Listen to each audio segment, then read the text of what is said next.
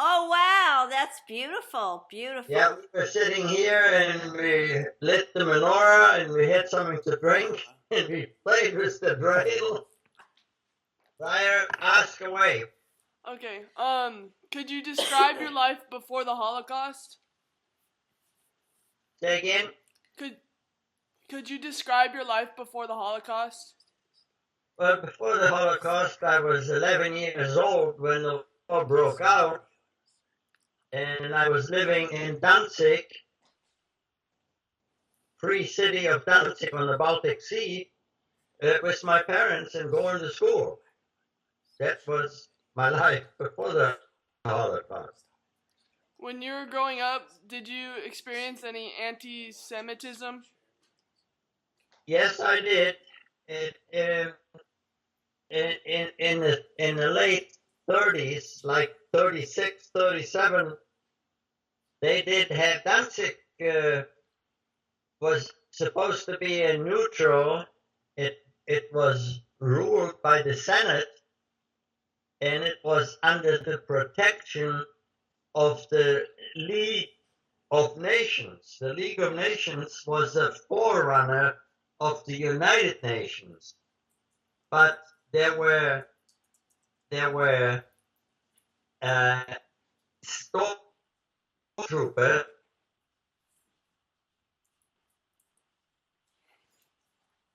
assemblies, and they were marching. They had torch parades, and yes, there appeared signs of Jews not welcome and not allowed. And when I was going to school, they marched from school to home and didn't do anything. There were kids threw rocks after me, called me Jew, and I just avoided confrontations. Just that's when I was 9, 10 years old.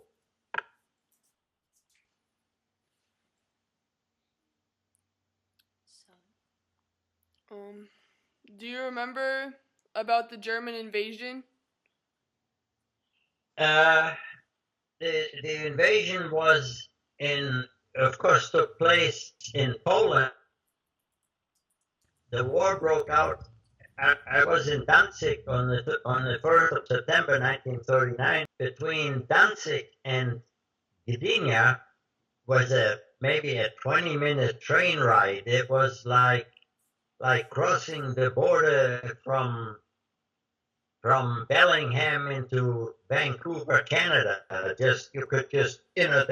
There were no, you could do this freely. And in the Polish side had a most beautiful beach, and we were on the beach at the Baltic Sea. It was very friendly for swimming and bathing. They had cabanas and all of that. So but that particular day, we were actually there, and early in the morning there was some shooting. There were like flak shells explode. You see little black puffs of cloud in the sky, and it was confusing, and people started running in that's the way the war broke out, in the trains out of that little spa town. People were sitting on the train roof. They were standing on the running board of the old-fashioned railroad cars, passenger cars. They had running boards and individual doors to get into the compartments. Everybody was scrambling to get the heck out of there and to go back where they came from. The war broke out on September 1st, 1939. A few months later, and the war into Poland, to occupy Poland, did not take but a week. Things were over. Poland was overrun. And as soon as a few months into this war, decrees came out of all kinds of regulations on this and that and the other. But in early 1940, the lodge was heavy with Jews and moved people. They moved those out and moved people in, and all of the apartment houses, 4 or 5 story tall, with the apartments, they were crammed with people. And somewhere along the line, after this ghetto was established, we were taken from Danzig and moved by train and moved to the ghetto. And we were able to find my grandparents, my father's brother and sister. They had also been moved from their place up where they lived into an apartment in the ghetto. And so the 6, 7 of us lived on the 3rd floor of a giant apartment building, typical of European buildings, brick buildings with many, many stories. And soon thereafter, the barbed wire fence around the ghetto was closed. There was no communication in nor out, neither mail nor any other kind of communication. And larger ghetto had about 165,000 people. And apartment houses had been converted. Many of the apartment houses had been converted into factories. In other words, I was working in the plating department, where they were zinc plating, nickel plating. I was working with chemicals. In 1939, when the war broke out, I was 11 years old. Okay. So I started working there in 41, actually getting a job in that factory. I was 13 years old. I had my bar mitzvah in the ghetto. Wow. Before that, in 1941, early 41, they put out a decree to hand over all children 0 to 12 years of age. And the ghetto had its own administration. They had its own ghetto police. They had ghetto money. You worked in a factory, you got paid by ghetto money. You paid with the ghetto money for the groceries that were allotted in special assigned stores that you lived. Every 2 weeks, you got 1 loaf of bread for 8 days per person. People were dying of hunger, malnutrition, all of that. But in 41, no mother was going to give up a child. And the ghetto police said, we cannot do it. The Nazi says, we can.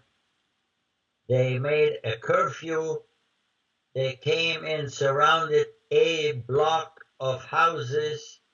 They went in, visualized 5-story buildings, U-shaped, like a U, with the left back and the right back and the front stairways for all of the. They went into the courtyard, fired a few shots in the air, made everybody gather in the center of that U in the courtyard, then ran up with SS and Jewish police, ran up to the whole house, went through all apartments to look that there was nobody hidden there and took the kids, and there were lorries outside on the street, filled them up. One was full, the next one rolled on, and then so on. And that was a terrible.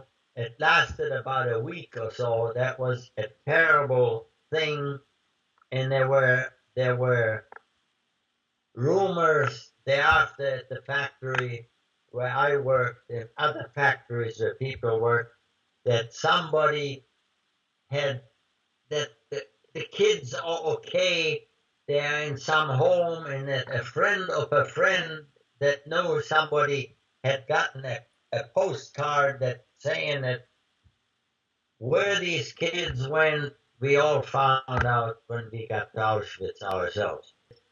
I,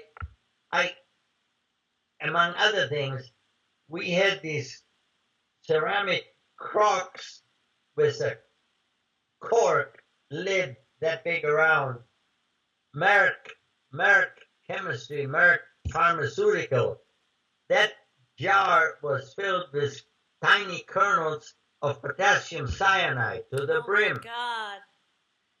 I had to take the potassium cyanide with my bare hands full, and put in boiling water and stir it. And they made whoever was supervising what I was doing to make sure I didn't have any open sores anywhere. There was enough potassium cyanide to kill off cities, what I handled. But that's what happened. Among other things, to the factory, railroad cars, box cars came in, which we opened up the box cars and emptied. The box cars were filled halfway full with silverware, knives, forks, spoons, all kinds of stuff was in there, which it was tarnished and oxidized, which we pulled out with rakes into the courtyard of the factory and brought them in wheelbarrows. And you wondered, where did these things come from?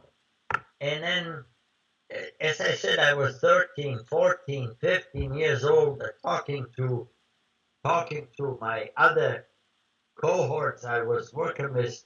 They were saying, well, there are rumors they take these people that they take round up in the ghetto and put them on transport. They take them to basements, they gas them. I said, don't tell me these boogeyman stories. You just couldn't believe that. But anyway, that was what was going on the outside. I had no idea. And eventually in July of 44, the SS and the Nazis came around to the factories and they said, well, the Russians are coming and you've been working for the German war effort, and when the Russians come, they'll punish you, we'll move you to a safer place, and we'll move everybody and report to such and such a plot. Well, a few people did, and a few people didn't, and then they said, we'll give you 10 pounds of sugar, and that didn't help. Eventually, we had a repetition of 1941. We had a complete curfew, and they emptied the ghetto by surrounding blocks of houses, one at a time, emptying into the trucks. Trucks went to the nearest rail siding with boxcars, loaded them in, and off they went. In August 27, Sunday, my father, my mother, myself, my father's brother and sister with children, etc., wound up in a boxcar, and on Monday, the 28th of August, 1944, we were in Auschwitz, in the morning, the women were separated from the men, and that is the last time I saw my mother, and all indications are that that same day she was gassed and did not survive the thing. I got to Auschwitz, to the camp, and after several weeks, things were happening on the outside, again, unknown to us what was going on. They were starting to empty Auschwitz and moving the able-bodied people deep into Germany to work with help with the harvest work for farmers, etc., etc. I wound up coming to a small place in Bavaria, and at least the good thing was there were no crematoria or any of that sort of thing. And on April 27, 1945, one morning there were no guards at the camp. There was nobody. Everybody disappeared. You could just walk out. I walked out across the field, got to the highway, and jumped on a truck with American soldiers coming. And that was Liberation Day for me. When we jumped out of the boxcar, people were separated. The women were separated. They made two lines. The women disappeared into the distance, and then the men were sorted. It was most likely the infamous Mengele that did the sorting, and he sorted as far as I'm concerned, arbitrarily. This way, that way, those that went this way went to the crematorium. You could see in the distance, in the woods, the buildings, and those that went that way went into the camp. And you could see, I tell you, you could see the square chimneys. You could see flames coming out of the chimney at night. They were burning. The stink was, as all indications showing, my mother was gassed within the hours that we got to Auschwitz on the 28th. And what happened to your dad? He and I and two of my father's brothers that were with us got into the camp and were in Auschwitz for several weeks, and then they had a curfew in Auschwitz, among other things. Among other things, we had to one day go to a big there were 36 barracks in this camp lined up next. These barracks originally were stables for horses for the Polish cavalry. It was a makeshift camp. But anyway, one day they had another curfew, and they had been collecting in one barrack. They've been collecting people that didn't look good, acted sick, and they took them with trucks, and you could hear it, the beatings and the screaming, and they took them to the gas chambers.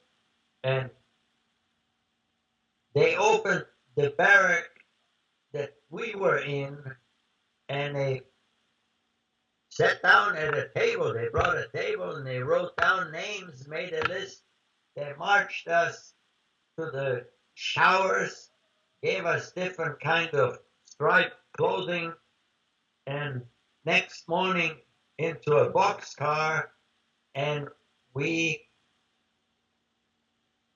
traveled for a week, and we had no food.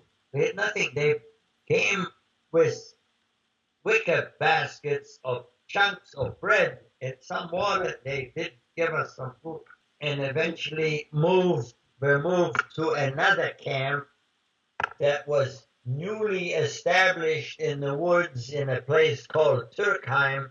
A large number of Hungarian Jews that, as far as I know, they had gone marched from Hungary. They Wow. carried this. They came with suitcase with their belongings. They hadn't been through no place like Auschwitz where you go in one room naked and come out and you get everything that you had is gone and you get some rags thrown at you. These people came, but this was now in January, February of 1945. As you and I know now, things were happening rapidly. The Allies were moving from all directions. The Russians were coming in the east. Patton was coming from France, running over, and things were happening. And that's what happened on the 27th of April. No guard. Look, Ma, nobody here. And Yay! I walked across the field, and there was trucks rolling, colored people with helmets and netting and branches stuck in there, like from combat, camouflage. And I jumped up on the truck, and we shake hands, and they talk to me, and I don't know what they were saying. And then I realized the truck is moving. I better get off. Jump off, go up the road, jump on the next truck. The same thing repeated itself. It just like it was yesterday. How do you feel about Germans in Germany today? I don't have any German friends that are older than I. I'd always have the thought in the background, were you one of those guards or those? But did any Nazis try to help you or German soldiers try to help you? there in the last camp that I was in, the camp that I was liberated from, the camp commander was somewhere along the line. He must have seen the light and changed his ways. And he was the highest ranking officer in that camp. And some of his sergeants were son of a bitches. I got beat by them with a aluminum cable every time I went by them. And they said, you can go to the camp commander. He's a Jew lover. You can go tell him. Well, I knew better than to complain about them to him, because in the end, I'd be the loser. So you just shut up and say nothing. What was the worst thing that you witnessed during the Holocaust? The worst thing is that when you stood there in line in Auschwitz to get counted morning and night, and the block leaders that were real criminals, and they abused the people. You had to be able to stand there when somebody next to you got beat up with a stick, beat bloody, and you clenched your fists and beside you, but you could show no reaction and no emotion. That was bad enough for me. What would you like people to remember about your experiences and about racism and human rights? Well, we must not forget what happened. We must not forget. This cannot happen again. And whereas Jews somehow grew up with the belief that it's God's will and you have to follow. And the Israeli-born Jews, the Sabras, they could not understand that all those people followed like sheep to slaughter without any kind. And the attitude was always amongst the people I know in the ghetto and wherever I was surrounded by people. If we do what they say, if they say, well, if you cooperate, it'll be okay. It's okay. It's going to be okay. Well, it wasn't okay. Everything was set up to, like, we're going to bring you to a place. The family is going to stay together. You're going to go to a new workplace. When I talk to people in schools about it,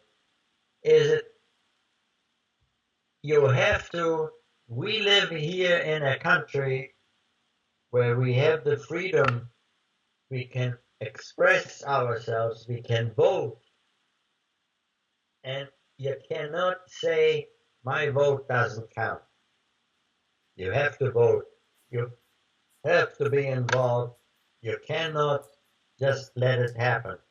Because the German population, yes, the country was ripe for a leader who turned out to be a bad leader, but the Depression and national pride, they wanted to regain it, and they were followers. They were following, and by the time they realized what was happening, children were ratting on their parents who said a bad word about Hitler, and the Gestapo came and took them away. When you bring up the society in that way, where everybody is blabbering about your neighbor and about the next person, by that point in time, it was too late. It was too late. They knew, everybody after the war said, we didn't know. We didn't know what was happening. Don't give me that BS. You didn't know what was happening when people from the village come across the field and stood by the barbed wire fence and looked at us in the camp. How could you say you didn't know that people were in the camp?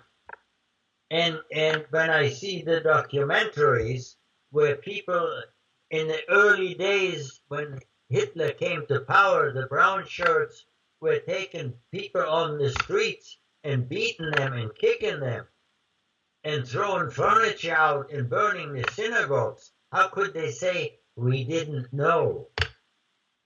I remember everything they did, they documented. So they documented it. Now, how can you say it didn't happen? There really, you see, really people being shot in a ditch, and not dummies. No props. It's real. That's no joke. Was there ever a point when you thought that this is it, like you were going to die? I had to stay alive to be able to tell you the story.